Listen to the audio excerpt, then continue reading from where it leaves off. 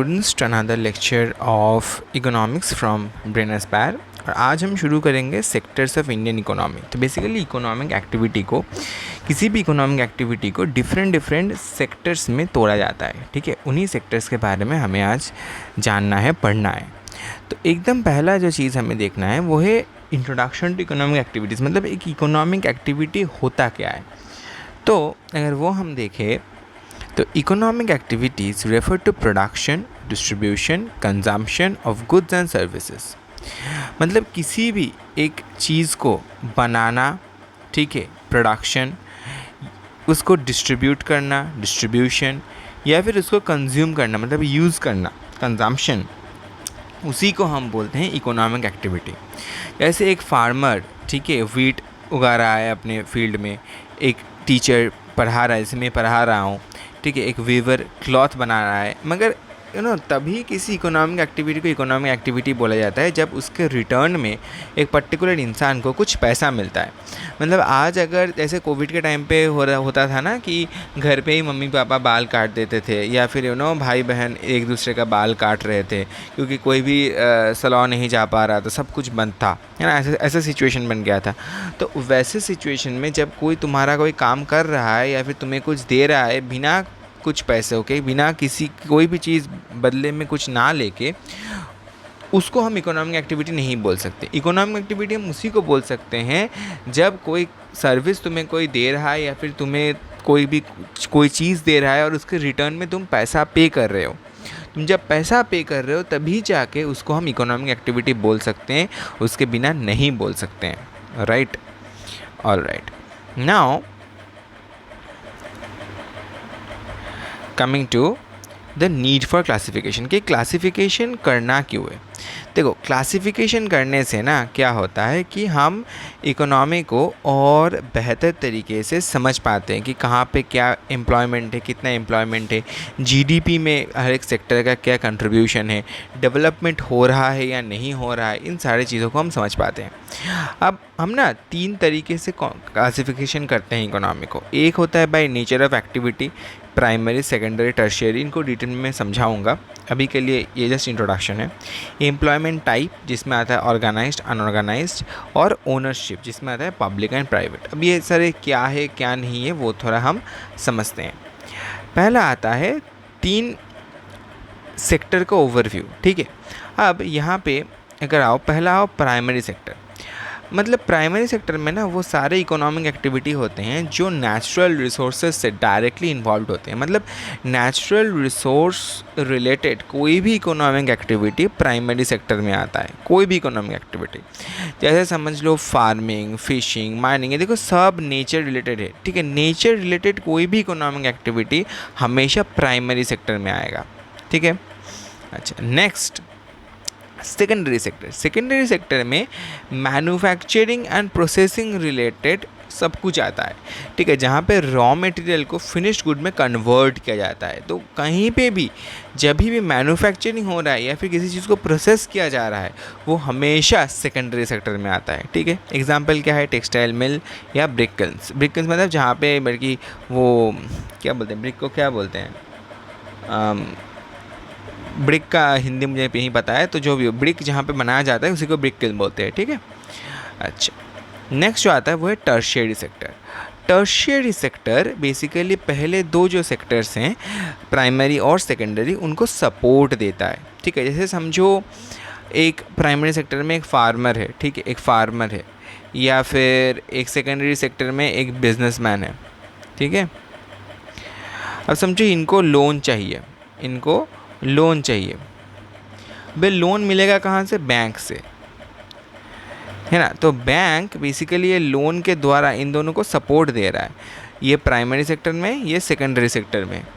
तो ये जो बैंक ये जो सपोर्ट दे रहा है ना प्राइमरी और सेकेंडरी सेक्टर में, इसीलिए आता है टर्शियरी सेक्टर में।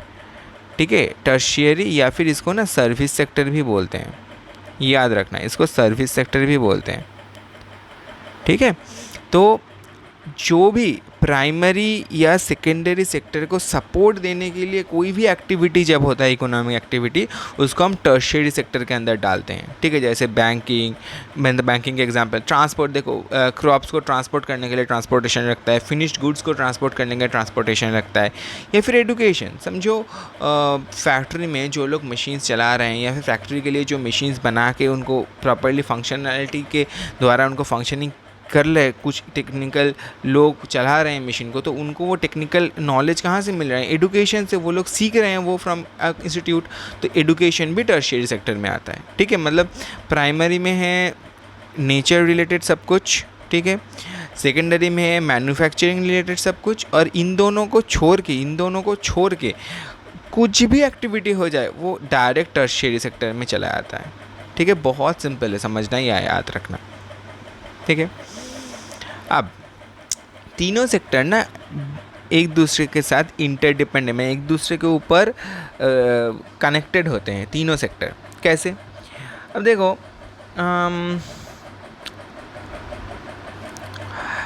तुम इसे ऐसे समझो कि एक कॉटन फार्मर, ठीक है, उसने कॉटन उगाया, ठीक है, कॉटन को कलेक्ट किया, ठीक है। ये प्राइमरी सेक्टर के अंदर है क्योंकि कॉटन एग्रीकल्चर के थ्रू उसने कॉटन उगाया।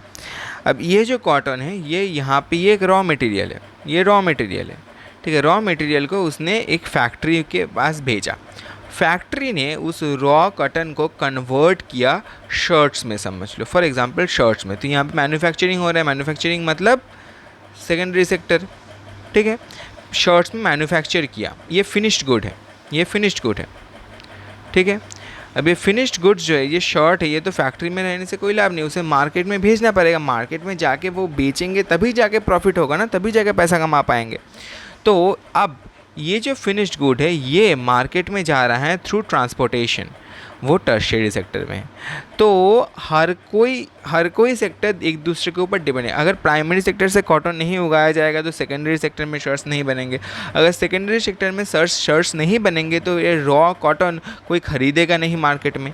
अगर प्राइमरी सेक्टर ने कॉटन दे दिया सेकेंडरी सेक्टर को, सेकेंडरी सेक्टर में शर्ट्स बन गए मगर वो मार्केट में सेल नहीं हुआ या मार्केट में पहुंचाने के लिए ट्रांसपोर्टेशन नहीं हुआ, मार्केट तक वो शर्ट पहुंचा ही नहीं, तो वो बिकेगा नहीं। अगर बिकेगा नहीं तो किसी को पैसा भी नहीं मिलेगा, है ना।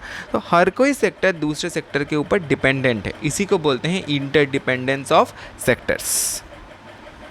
अच्छा, नाउ व्हाट इज़ जीडीपी?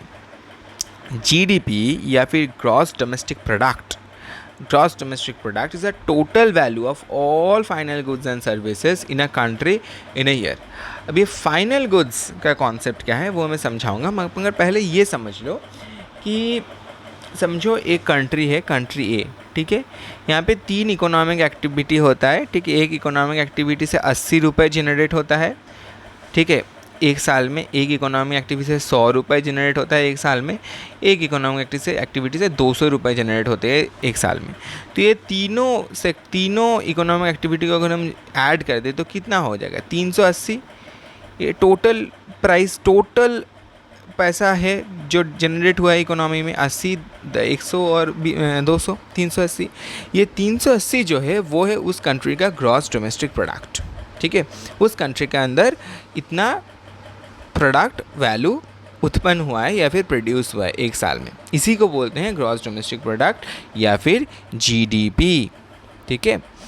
अब यहाँ पे ये चीज़ समझना थोड़ा इम्पॉर्टेंट है कि फाइनल गुड्स और इंटरमीडिएट गुड्स में के डिफरेंस और क्यों सिर्फ फाइनल गुड्स को काउंट किया जाता है जीडीपी में, ये थोड़ा समझना है। इसका रीज़न है avoid double counting. Double counting थोड़ा समझते हैं। समझ लो कि एक फार्मर ने 1 किलो, ठीक है,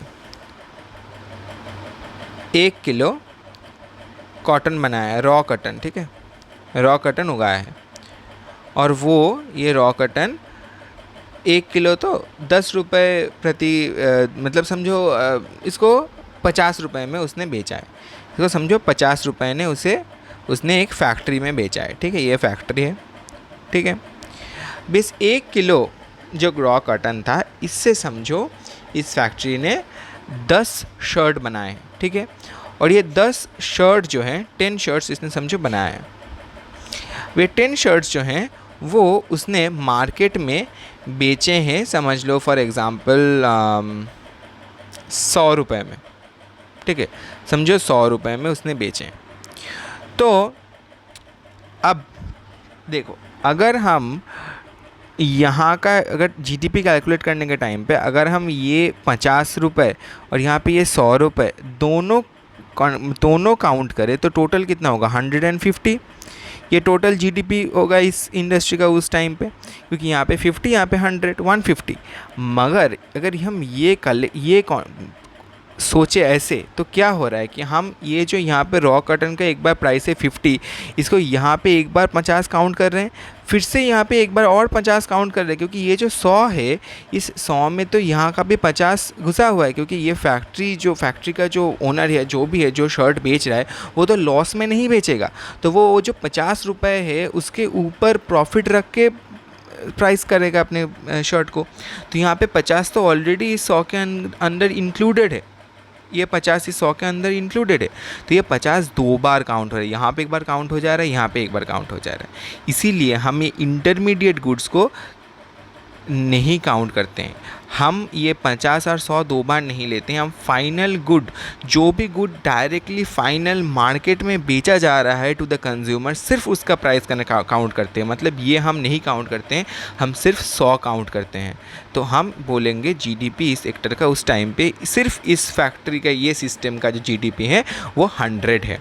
क्योंकि अगर हम दो बार 50 ले लें तो 150 हो जाएगा, जिससे हम दो बार 50 काउंट कर रहे हैं, वो हम नहीं कर सकते। हम सिर्फ फाइनल गुड जो शर्ट है, जो हम मार्केट में बेच रहे हैं डायरेक्टली, उसको ही सिर्फ काउंट करते हैं, उसका ही सिर्फ प्राइस काउंट करते हैं।